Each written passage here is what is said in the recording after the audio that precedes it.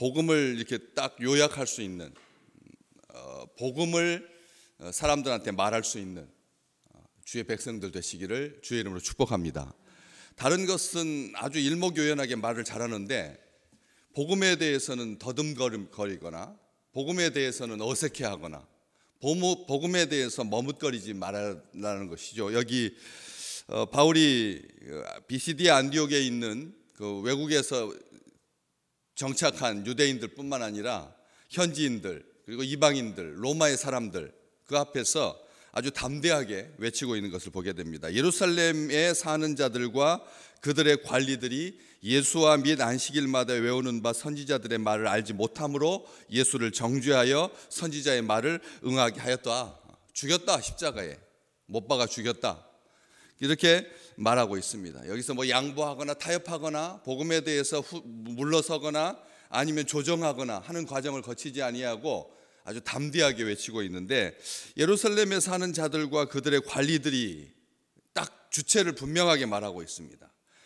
예루살렘에 사는 자들, 그들 관리들 이렇게 말하고 있습니다. 이건 지역색을 조장하기 위해서 예루살렘에 있는 사람들을 매도하는 그런 표현이 아닙니다. 예루살렘에 사는 사람들, 그들 관리들 귀한 사람들입니다. 아시겠지만 포로지에 끌려갔다가 돌아왔을 때 예루살렘은 비어 있었습니다. 왜냐하면 주로 예루살렘에 사는 사람들을 잡아갔으니까. 거기에 사는 사람들, 고위직들, 대제사장의 가문들, 문중들, 종교 지도자들, 바리새인들, 서기관들은 다 예루살렘 출신이거든요. 그렇기 때문에 예루살렘이 통째로 그냥 비인 겁니다. 거기에 가난하고 못 살고 힘없는 사람들이 와서 살고 정착하고, 그런 상태에서 다시 포로에서 해방되어 가지고 그 지역에 와서 살면서 얼마나 많은 불편함이 있었겠습니까? 그렇지 않겠습니까? 자기가 집을 비운 사이에 새로운 사람들이 들어와서 그 집을 차지하고 살고, 거기에서 뭐 어떤 문서와 어떤 증서가 있어서 이렇게 아주 원만하게 해결이 잘 됐으면 좋겠지만, 그렇지 못한 그런 과정 속에서 얼마나 불협화음이 많았겠으며 얼마나 불편했으며 얼마나 많은 일들이 있었겠습니까? 그런데도 불구하고 그 예루살렘에서 살고 있었던 사람들, 그러니까 이런 이유든지 저런 이유든지 우리도 우리 땅에서도 그런 일이 많지 않습니까? 이완용의 후손들이 차지하고 있는 그 땅은 반드시 나라에 귀속되어야 된다. 이게 원칙이죠. 그렇지만 그런 과정 속에서 오래도록 거기를 점유하고 거기를 정착하고 거기를 개발하고 거기를 관리하면서 살았던 사람들의 노고도 수고도 이것은 만만치 않은 거거든요. 이것을 싹 무시한 상태로 옛날로 무조건 돌아가야 된다라고 하는 것은 이것은 옳은 생각이 아닙니다. 잘 조율하고 할 필요가 있다라고 하는 것이죠. 조정하고 그리고 살펴야 되는. 한 사람은 그냥 불로소득 얻는 것처럼 나쁜 말로 대박을 터뜨리고, 어떤 사람은 그렇지 못하여서 여지껏 쌓았던 모든 공로를 다 공중으로 흩어야 되는 그런 안타까운 일들이 사람들과의 갈등을 야기하고 분열을 조장하는 겁니다. 그래서 지금 바울은 이게 적대감과 편견과 시기와 질투를 가지고 비난하고 정죄하고 있는 게 아니라는 거예요. 책임 소재를 가리려고 매도하고 있는 것이 아니라는 겁니다. 지방색을 부추겨서 이득을 얻고자 하지 않습니다. 자기는 예수 죽인 거하고 전혀 무관하다, 이렇게 책임을 전가하고 있지 않다는 것이죠. 여기 예루살렘에 사는 자들과 그들 관리들 이렇게 되어 있습니다. 예루살렘에 사는 자들과 그들의 관리들이 아니라 예루살렘에 사는 사람들은 관리들입니다. 다시 말하면 로마에서 파송한 로마의 근무자들, 로마의 관리들, 로마의 감독들, 로마하고 연결된 사람들, 단순하게 거주자, 단순하게 시민들, 왕족들, 부한자들, 특권층, 화려한 옷을 입은 사람들, 대제사장과 그들의 문중들, 이만 한정하는 게 아니라 예루살렘에 사는 사람들과 그들 관리들, 딱 그들 관리들이라고 하면 세상에 있는 모든 유대인들과 이방인들도 예루살렘에 살고 있는 사람들과 그들 관리들을 잘 알고 있습니다.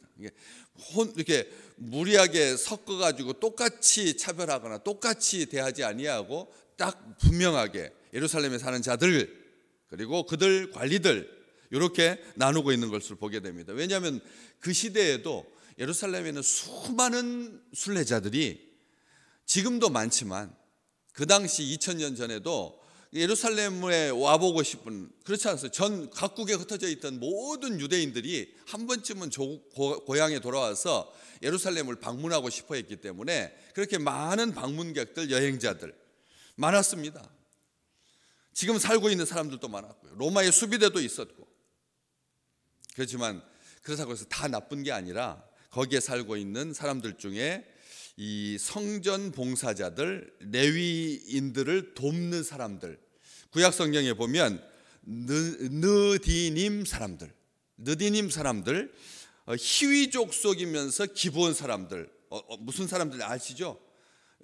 이스라엘 백성들이 그 땅에 왔을 때 여기서 오래 살았던 먼 데서 온 사람들처럼 꾸미기 위해서 곰팡이 쓰는 음식 가지고 낡은 옷 가지고 와서 속여가지고 화친을 맺어서 멸절을 면했던 참 지혜로운 사람들인 거죠. 지혜로운 사람들인 겁니다. 하나님께서 싹 멸하라고 하셨거든. 그런데 그들이 지혜롭게 행한 겁니다. 하나님께서 그래서 용서해 주셨습니다. 성전에서 봉사할 수 있도록 그들을 받아들여 주셨습니다. 이게 은혜인 거죠. 이게 은혜인 겁니다. 우리가 객관적으로 예루살렘에서 살 수 있는, 하나님의 새 예루살렘에서 거주할 수 있는 사람들이 아니거든. 돕는 자로. 그래서 나중에 이 사람들은 뭐합니까? 하나님의 성전을 위하여 나무를 패고 물 깃는 역할을 담당하게 됩니다. 나무 패고 물 깃는 역할. 특별하게 성전 맡은 자들, 사역자들, 그 중에서는 레위인들 중에서도 문지기들이 있었습니다. 레위인들, 우리가 생각할 때 레위인이면 제사장복을 입고 그 중에서 또 잘 선택되어 가지고 대제사장이 되기도 하고 하는 그런 종교 지도자하고 존경받는 역할을 하는 사람들도 있었지만, 나무 패고 물 깃는 사람들을 옆에서 도와서 성전의 문을 여닫는, 밤을 지내며 아침마다 문을 여는, 출입문을 지키는 사람들이 있었다는 겁니다. 이 사람들 싹 다 매도한 것이 아니라는 거죠. 그 중에서도 어떤 사람들이 예수 그리스도를 죽이는 일에 앞장섰느냐, 여기 딱 제한되게 설명하고 있습니다. 예수와 및 안식일마다 외우는 바 선지자들의 말을 알지 못하는 사람들이다. 예수님의 말씀과 안식일마다 외우는 선지자들의 말, 구약 성경, 다시 말하면 그 당시에 온전한 하나님의 말씀 성경책을 알지 못하는 사람들이 예수를 정죄하여 선지자들의 말을 응하게 하였다. 선지자들이 메시아가 올 텐데 고난을 당하고 죽게 될 거다. 십자가에 못 박혀 죽을 거다. 제비 뽑아 옷이 나누게 될 거다. 친구들이 발 뒤꿈치를 들게 될 거다. 성경에서 누누이 예언되어 왔던 그 예수 그리스도와 관련된 그 일을 하나님께서 응하게 하신 거죠, 사실.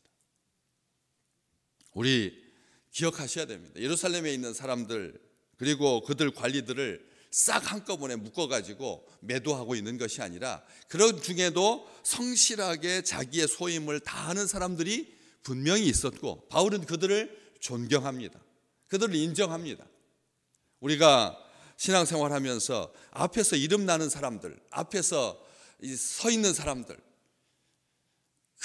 그들만 교회의 구성원이 아니라 정말 가만히 보시면 뒷자리에서 전체가 조금도 미동도 없이 하나님을 향해서 아주 일사불란하게 그렇게 하나님의 말씀을 사모하고 하나님의 말씀을 받고 하나님의 말씀을 의지하고, 그렇게 하나님의 말씀을 깨달아 알기 위해서 애쓰고, 성경 말씀 통독하고, 성경 말씀 옮겨 쓰고, 성경 말씀 암송하고, 성경 말씀 기억하고 묵상하고 하는 그 중에 한 가지 조심하십시오.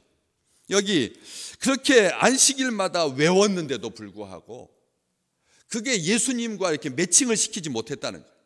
이게 왜냐하면 눈에 보이는 것이 얼마나 간사한지 예수님의 모습이 분명히 이사야 선지자가 말하기를 정말 고운 모양새도 없고 사모할 만한 것이 아무것도 없었다라고 그렇게 예언되어 있다면, 그 마른 땅을 뚫고 나온 삐뚤삐뚤한 그 새싹처럼 정말 볼품없는 존재였다, 그 외양이 그렇다라고 인정되었으면 예수 그리스도를 보면서 저분도 저렇게 말씀을 놀랍게 선포하고, 서기관들도 놀랐거든요. 한마디로 말하면 말씀을 선포하는 것이 서기관들과 같지 않았거든요. 그렇게 권위 있게 말했으면 그 한쪽 구석에 그에 대한 어떤 좋은 생각, 선한 생각, 하나님과 말씀과 연결 지으려고 하는 그런 의지가 있어야 되는데, 그냥 갈릴리에서 무슨 선한 것이 날 수가 있겠느냐 하면서 배척하고 낭떠러지에 밀어서 떨어뜨려 죽이려고 했던 그런 일이 있었거든요. 고향 사람들은 환영하지 아니하고, 예루살렘 사람들은 지방 사람들, 나사렛 사람들, 변방 사람들 무시하고, 이런 사회 분위기가 갈등을 조정하지 못하는 갈등 지수가 가장 높았던 그 나라 사람들이 결국은 예수를 죽이고 말았지 않습니까? 우리 마녀 사냥이 지금 횡행하고 있습니다. 그냥 딱 꼬투리 잡아가지고 하나만 딱 걸려봐라. 그러면 너는 이 치열한 경쟁 사회에서 도태되고 만다. 그러면 나는 그만큼 앞으로 나간다. 이런 게 우리의 심령 속에 아주 완악하게 자리 잡고 있습니다. 그런 사람들이 예수를 정죄하고 선지자의 말을 응하게 하고, 28절 죽일 죄를 하나도 찾지 못하였는데, 예수님에게서 죽일 만한 죄가 하나도 없었다는, 이 바울이 고백하고 있는 이 고백이 오늘 우리의 고백이 되시기를 주의 이름으로 축복합니다. 예수님을 흠모할 만한 정말 죄가 하나도 없으신 분입니다. 우리 주님은 온전한 분이거든요. 완전한 분이고 온전한 분이고 흠과 죄가 하나도 없는 그런 하나님의 아들이신데, 죄를 알지도 못하시는 분인데, 죄를 알지도 못하는 분인데, 죄를 하나도 찾지 못했지만 빌라도에게 죽여달라고 요청을 해가지고 결국은 그를 성경에 그를 가리켜 기록한 말씀을 다 응하게 하셨다. 하나님께서 후에 나무에서 내려다가 무덤에 두었으나 하나님께서 죽은 자 가운데서 그를 살리셨다. 오늘 이 말씀에 대한 올바른 이해와 말씀에 대한 깨달음, 이것은 하나님께서 주신 귀한 선물입니다. 오늘 말씀을 대하실 때, 아니 똑같이 다 같이 듣고 있잖아요. 그런데도 어떤 사람은 이렇게 듣고 어떤 사람은 이렇게 듣더라고요. 같은 말인데, 아니 분명하게 똑같은 본문이고 한 목자가 선포했는데도 불구하고 같은 예배당에서 같은 시간에 예배를 들었는데 줄만 다르죠. 줄만 다른데도 어떤 사람은 이렇게 듣고 어떤 사람은 이렇게 듣더라니까요. 어떻게 지금 물어봐요. 나중에 오늘 말씀 끝난 다음에 큐티 모임 하잖아요.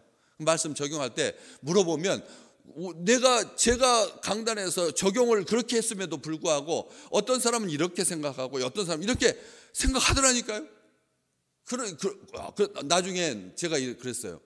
제가 그렇게 말했어요? 제가 그런 의도로 말하지 않았는데도 그런 의도로 받아들이시는 분들이 계시더라니까요. 말씀을 똑바로 정신 차려서 듣지 않으면 하나님의 말씀을 바르게 해석하지, 건성건성 듣게 되고 대충 듣게 되고 쪼개는 일만 잘하고, 말씀을 서로는 저래서는 안 되는데, 본론은 저게 아닌데, 적용은 저렇게 해서는 안 되는데, 저는 너무 얇은데, 이렇게 마치 선포하는 자 위쪽에 있어가지고 말씀을 딱 칼로 난도질하는, 이게 맞지 않거든요. 거꾸로 해석하고 오해하고 잘못 적용하고, 그래서 현학적인 지식에 보탬이 되려고 하고 적용은 없고, 개념적 접근하고 이성적으로 문화적으로 심리적으로 세속적으로 머리만 채우는 행함이 없는, 단순하게 암기하고 자랑하고 기복적인 상태로 말씀을 받게 되면 결국은 예수를 정죄하고 죽여달라고 하는 그런 어리석음을, 결국은 하나님께서 하나님의 말씀을 응하게 하시겠지만 그럼에도 불구하고 본인에게는 이게 성경에 기록된 거잖아요. 예루살렘에 사는 사람들과 그들 관리들이 이런 일을 저질렀다. 안식일마다 선지자의 말을 그렇게 들었을 텐데, 그렇게 많이 읽었을 텐데도 이런 어리석음을 범하고 말하지 않았느냐? 성경에 기록되지 않았느냐? 우리 요한복음 6장 38절, 우리 주님께서 내가 하늘에서 내려온 것은 내 뜻을 행하려고 하는 것이 아니라 나를 보내신 이의 뜻을 행하려 함이니라. 말씀을 이루는 삶을, 이게 더 중요한 거지. 말씀대로 살려고 고민하는 것이 복된 일이지, 말씀 많이 듣고 어려서부터 성전에 드나드는 습관이 배어 있어가지고 이래도 성전에 오고 저래도 성전에 온다, 이런 모태신앙 자랑하지 말라는 거죠. 오늘 주신 이 말씀, 나에게 주신 말씀입니다. 나를 향한 말씀입니다. 하나님의 말씀을 이루는, 하나님의 말씀을 순종하는, 그래서 하나님의 말씀이 응하는 것을 보는, 하나님의 복을, 그런 복을 누리는 말씀의 한 주간 되시기를 주님의 이름으로 축복합니다. 나에게 주신 말씀, 하나님께서 나를 위해서 주신 말씀, 응하게 하시려고 하는 말씀, 응하게 하셨도다 27절, 응하게 하셨도다 29절, 계속 짧은 말씀인데 하나님의 말씀은 반드시 이루어진다라고 하는 소망을 품고 오늘 또 그 하나님의 말씀과 함께 동행하는 참으로 행복한 하루 되시기를 주의 이름으로 축복합니다.